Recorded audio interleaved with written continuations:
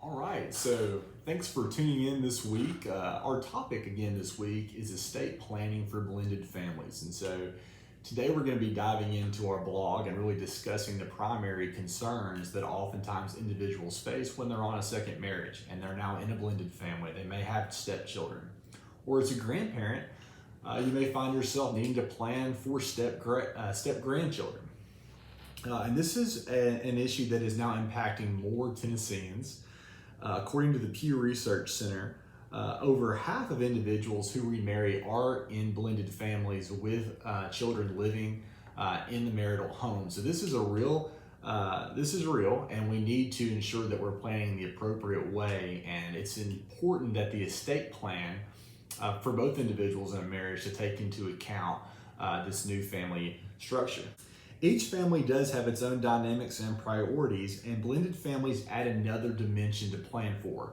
And a lot of the planning that takes place is dependent upon the client's goals. And what are some of those goals?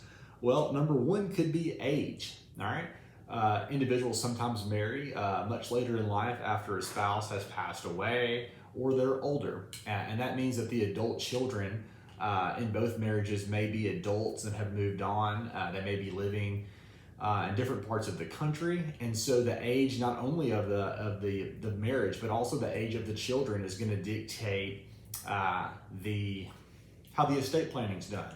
So maybe there's a trust agreement that's set up for both spouses, and both individuals are financially independent, and it makes more sense to leave the vast majority of their inheritance to their biological children.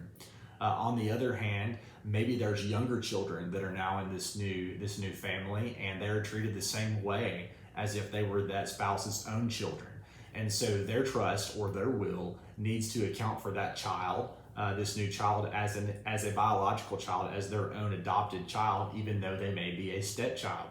For some folks, the importance of bloodline, and this could be specific pieces of property maybe that have been passed down, such as a family farm, a specific heirloom from Europe or that's been passed down for generations, that while they may feel very strongly about their stepchildren, there are specific pieces of their estate that they feel strongly should be bequeathed to their own bloodline.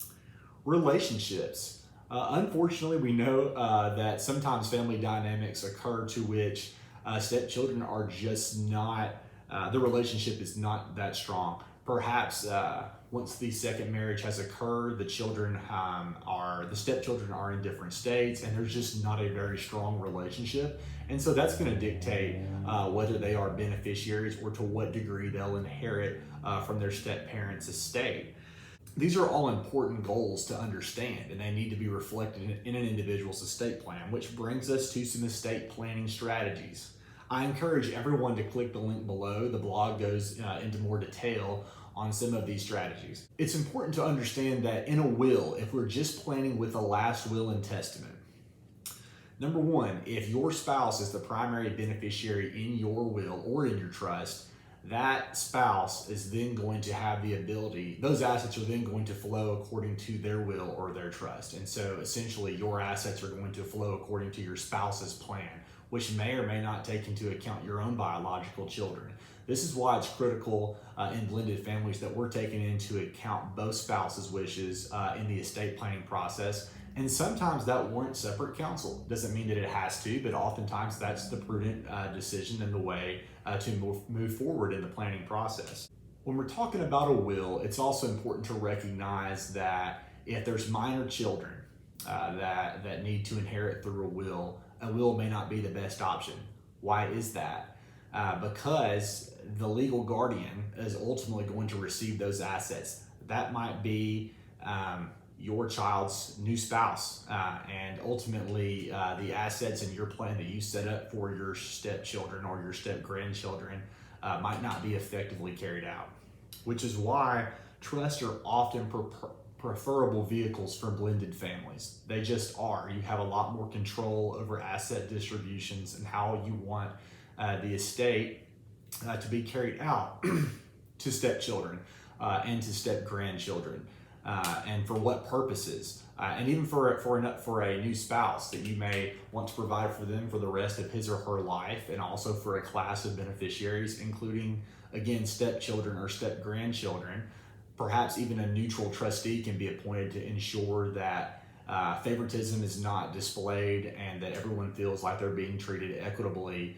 And through a trust, we can ensure that the planning is going to be carried out effectively and according to the grantor's intentions. Other planning tools include leaving payable on death beneficiary designations on specific life insurance policies, annuities, bank accounts, or retirement accounts. Perhaps that you want to leave a stepchild or step-grandchild assets, perhaps not through your estate planning vehicle such as your trust, but you want to leave them something as part of your legacy, and that is an excellent way to do so. So listen, if your family is one of the thousands of Middle Tennessee families that are in a blended family, many of our clients are, estate planning is critical. Everyone needs to plan, and it's especially important for blended families to do so, and that you have a professional that you trust to carry out the planning. So click the link below, dive deeper into the blog, and if we can help you at all, give us a call here at Lanham Law so that we can help you establish your legacy.